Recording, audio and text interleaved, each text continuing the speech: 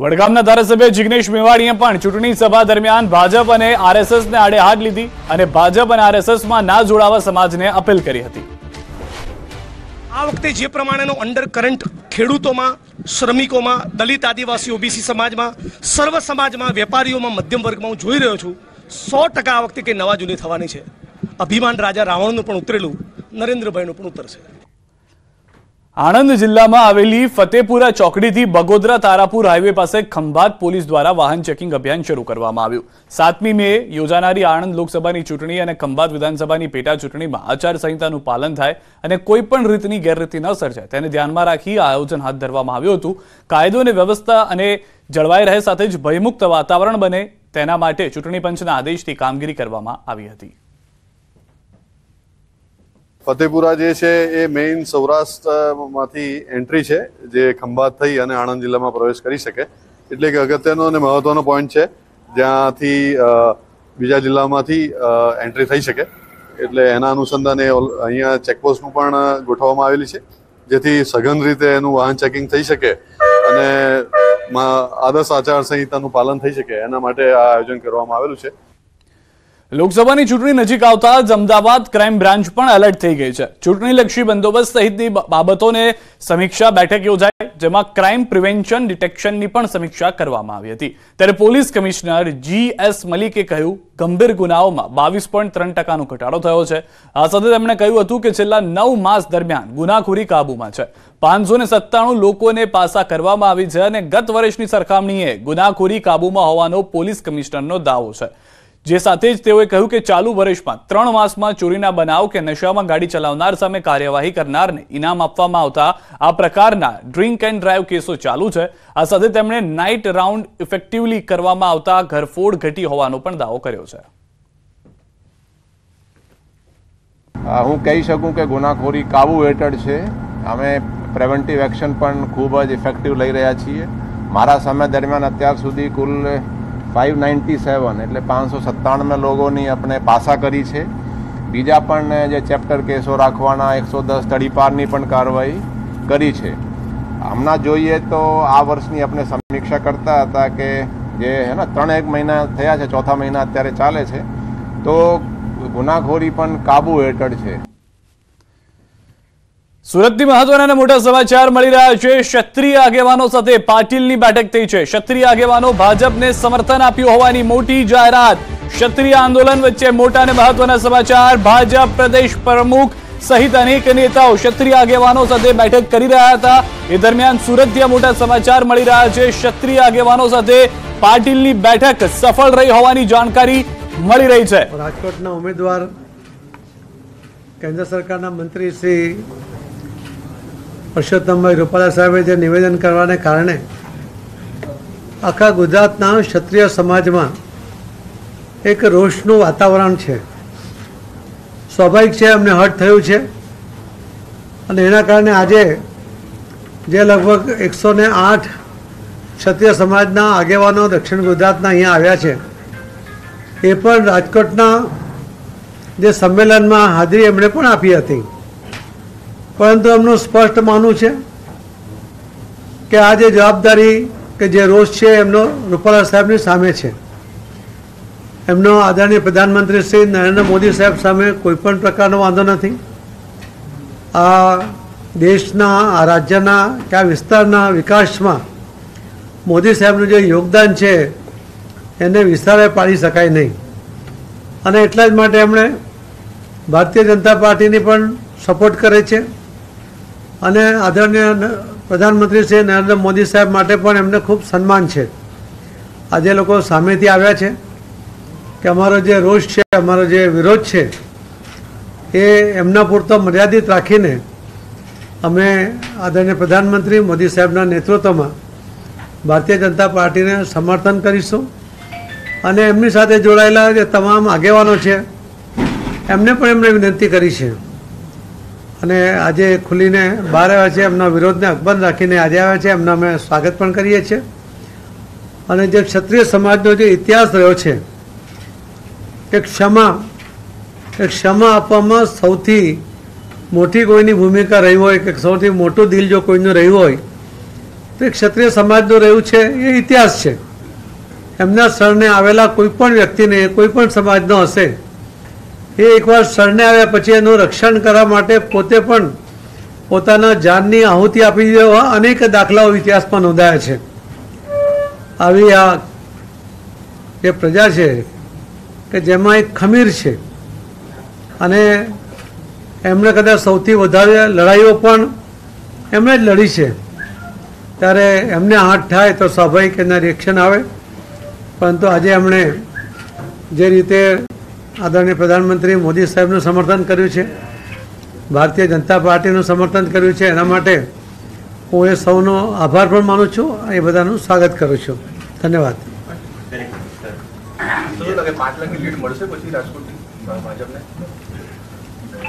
અમારો ટાર્ગેટ છે, અમે પ્રયત્ન કરીએ છીએ. ભારતીય જનતા પાર્ટીના કાર્યકર્તાઓની જે રીતે તૈયારી છે, પ્રધાનમંત્રી શ્રી મોદી સાહેબની જે લોકપ્રિયતા છે, લોકોનું એમના માટે જે સમર્થન છે, એમના પ્રત્યે જે લોકોને વિશ્વાસ છે અને એના માટે પોતે જે લોકો એક સંકલ્પ સાથે આગળ વધી રહ્યા છે, ત્યારે અમારી અપેક્ષા છે, અમારી વિનંતી પણ છે કે ભારતીય જનતા પાર્ટીને એના તમામ ઉમેદવારોને જંગી મતોથી જીતાડે અને સમર્થન કરે એવી એમને પાસે વિનંતી કરું છું. ધન્યવાદ.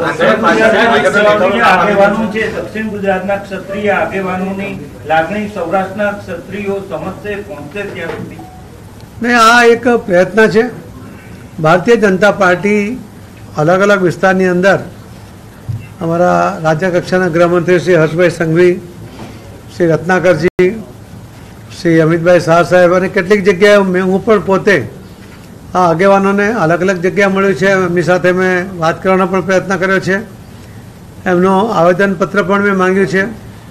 પરંતુ જે વિરોધનો વંટોળ હતો, વાવાઝોડું હતું, એના કારણે અમને બહુ જ રિસ્પોન્સ નહોતો મળ્યો. પણ અલગ અલગ વિસ્તારની અંદર જે ભારતીય જનતા પાર્ટી સાથે ચૂંટાયેલા છે, પદાધિકારીઓ છે, વર્ષોથી જોડાયેલા છે, એમને પણ એવું લાગે છે કે હવે આમાં કંઈક સમાજે વિચારવું જોઈએ. એ એમનું પોતાનું અંગત મંતવ્ય છે, સમાજને અપીલ કરવાનો એમનો અધિકાર છે અને સમાજ એમની વાતને સ્વીકારે, એમની અમારી બધાની જે લાગણી છે, જે ગુજરાતના હિતમાં છે, જે દેશના પણ હિતમાં છે. તો આ વિનંતી ફરી આપના માધ્યમથી હું સૌ ક્ષત્રિય સમાજના આખા ગુજરાતના સૌ આગેવાનોને મારી વિનંતી છે કે તમારી લાગણી ગવાઈ છે અને એમાં કોઈ બેમત નથી, પણ સાથે સાથે જે તમારો ક્ષમા કરવાની જે તાકાત છે એ તાકાતનો પરચો ફરીથી આપીને દરગુજર કરીને શ્રી મોદી સાહેબના નેતૃત્વમાં ફરીથી આપણે આગળ વધીએ એવી વિનંતી કરું છું. ધન્યવાદ. રૂપાલા સાહેબ 4 થી 5 વખત માફી જાહેરમાં માંગી છે.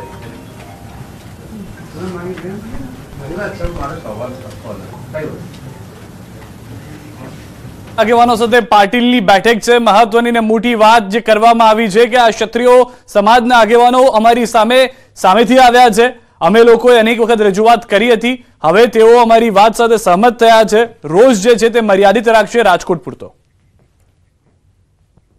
મોરબીમાં ચૂંટણી પંચનો નવતર પ્રયોગ સામે આવ્યો છે. મતદારોને જાગૃત કરવા માટે ચૂંટણી પંચ દ્વારા મતદારો માટે ખાસ આમંત્રણ કાર્ડ તૈયાર કરવામાં આવ્યું છે, જેમાં મતદારોને 100% મતદાન કરવાની અપીલ કરવામાં આવી છે. હાલ તો આમંત્રણ કાર્ડ સોશિયલ મીડિયામાં વાયરલ થઈ રહ્યું છે. ગીર સોમનાથના સૂત્રાપાડામાં ભાજપના કાર્યાલયનું ઉદ્ઘાટન કરાયું. કાર્યક્રમમાં ભગવાન બારડ, ભારતીબેન શિયાળ, રાજેશ ચુડાસમા સહિતના અગ્રણીઓ હાજર રહ્યા. થોડા સમય પહેલા કોંગ્રેસમાંથી ભાજપમાં જોડાયેલા તાલાલાના ધારાસભ્ય ભગવાન બારડે કોંગ્રેસ પર પ્રહાર કર્યા.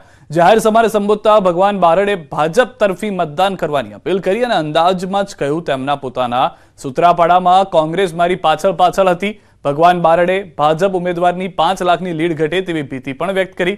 કહ્યું આપણી લીડ કદાચ ઘટે પણ મતદાનની ટકાવારી વધવી જોઈએ. પાટીલ સાહેબ અને મોવડી મંડળે કીધું છે કે 5 લાખ ઉપરથી ચૂંટણી જીતવી છે ગુજરાતની 26 સીટ, તો એમાં કદાચ લીડ ઘટે આપણે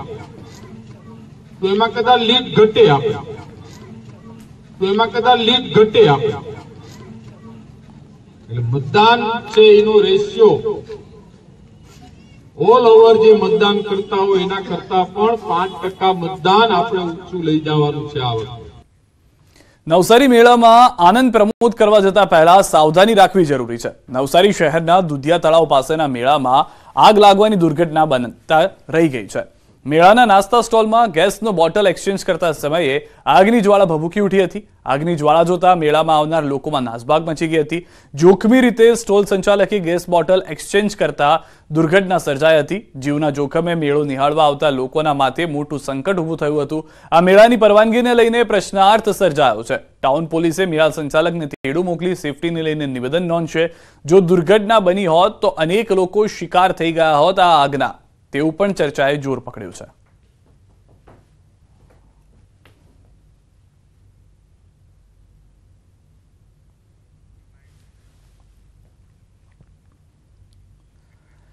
જૂનાગઢમાં પ્રધાનમંત્રી નરેન્દ્ર મોદી વિરુદ્ધ અભદ્ર ટિપ્પણી કરનાર યુવકની પોલીસે ધરપકડ કરી છે. હૈદર અલી નામના યુવાને બે કોમ વચ્ચે વૈમનસ્ય ઊભું થાય અને પીએમ વિશે અભદ્ર ટિપ્પણી કરતી ઇન્સ્ટાગ્રામ અને વોટ્સએપ પર પોસ્ટ વાયરલ કરી હતી. બાદમાં તેમણે ગુનો છુપાવવા પોસ્ટ ડિલીટ કરી નાખી હતી. ત્યારે હાલ પોલીસે ટેકનિકલ સોર્સને આધારે અલી કુરેશી નામના યુવકની ધરપકડ કરી કાયદાનું ભાન કરાવ્યું હતું. બે કોમ વચ્ચે વૈમનસ્ય ફેલાય અને ધાર્મિક લાગણી દુભાય એ પ્રકારની પોસ્ટ કરેલી અને ત્યારબાદ ડિલીટ કરેલી, તેમજ દેશના માનની પીએમ સર વિરુદ્ધ પણ અપમાનજનક શબ્દો પ્રયોગ કરતી પોસ્ટ કરેલી ડિલીટ કરેલી. તો આમ છે બે કોમ વચ્ચે વૈમનસ્ય ફેલાવતી પોસ્ટ કર્યા બાદ ડિલીટ કરી પુરાવાનો નાશ કરેલો. જે બાબતની ગંભીરતાને ધ્યાને લઈ એસઓજી મારફતે તપાસ કરતા આ જે હૈદર કુરેશી નામના શખ્સ વિરુદ્ધ આઈપીસીની કલમ 153B, 505A, 504, 201 મુજબ છે ડિવિઝન પોલીસ સ્ટેશનમાં ગુનો દાખલ કરવામાં આવ્યો છે. પોલીસ ભરતી મામલે મહત્વના સમાચાર. અત્યાર સુધીમાં 7,11,000 અરજી કન્ફર્મ થઈ છે. કુલ 8,63,000 અરજી આવી 1,50,000 અરજી કન્ફર્મ કરવાની બાકી છે. ઉમેદવારોના પ્રશ્નોના ઓનલાઈન જવાબ અપાય છે. વેબસાઇટ, યુટ્યુબથી અપાય છે જવાબ. હેલ્પલાઇનની પણ ઉમેદવાર કરી શકે છે સંપર્ક. કુલ 8,63,000 જેટલી અરજી થઈ છે અને 7,11,000 જેટલી અરજી કન્ફર્મ થઈ છે. 30 તારીખે છેલ્લો દિવસ છે અને ફી ભરવા માટેની છેલ્લો દિવસ 7 મે છે. એટલે ઉમેદવારો પાસેથી જે કંઈ પ્રશ્નો આવે છે એની હેલ્પલાઇન પર જવાબ આપવામાં આવે છે અને ઉમેદવારોના પ્રશ્નો અમે ફ્રિકવન્ટલી આસ્ક ક્વેશ્ચન તરીકે પણ વેબસાઇટ ઉપર મૂકેલા છે. અને હવે નજર કરીએ ટોપ 3 ખબરો પર. પેપર લીક મામલે સૌરાષ્ટ્ર યુનિવર્સિટીમાં એબીવીપીનો વિરોધ, કુલપતિની ચેમ્બરનો કર્યો ઘેરાવ. સુરતમાં નિલેશ કુંભાણીના ઘરે ગોઠવાયો ચાપતો બંદોબસ્ત. 4 દિવસ બાદ કુંભાણીના પત્ની ઘરે પરત ફર્યા.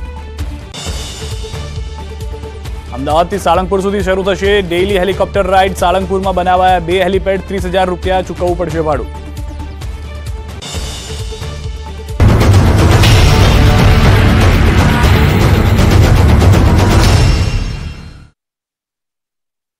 लूबी पंप्स, फ्लो नहीं फोर्स.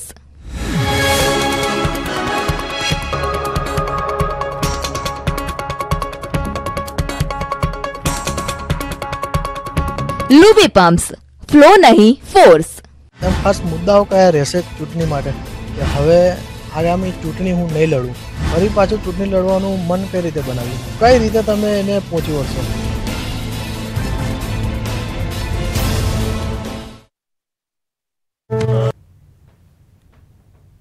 રાજ્યમાં આગામી 7 દિવસ બહાર નીકળવાનું વિચારતા હો તો થઈ જજો સાવધાન, નહીંતર આ ગરમી તમને પડી જશે ભારે.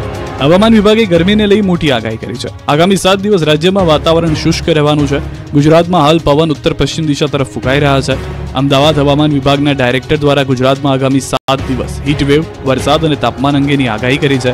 આ સાથે A.K. દાસે એમ પણ જણાવ્યું છે કે છેલ્લા 24 કલાકમાં રાજ્યમાં સૌથી વધુ તાપમાન વલ્લભ વિદ્યાનગરમાં 39.6 ડિગ્રી નોંધાયું છે, જ્યારે અમદાવાદ અને ગાંધીનગરમાં 39.6 ડિગ્રી તાપમાન નોંધાયું. આ સાથે તેમણે જણાવ્યું કે આગામી 24 કલાકમાં અમદાવાદનું મહત્તમ તાપમાન 40 ડિગ્રીની આસપાસ રહેશે.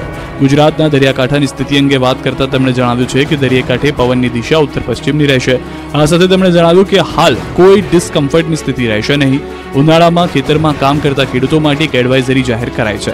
જેમાં હીટવેવ દરમિયાન ખેતરમાં ઊભા પાકને હળવું તેમજ વારંવાર પિયત આપવું, મગફળી, મગ, અડદ, બાજરી, જુવાર, તલ વગેરે પાકમાં વહેલી સવારે અને સાંજના સમયે પિયત આપવું, ખેતરની જમીનમાં ભેજનું પ્રમાણ જાળવી રાખવા માટે પાકના અવશેષો, પોલિથીન તેમજ માટી વડે આચ્છાદન કરવું, પિયત માટે બની શકે તો ફુવારા પદ્ધતિનો ઉપયોગ કરવો, પાકને ઊંચા તાપમાનથી બચાવવા શાકભાજીના ખેતર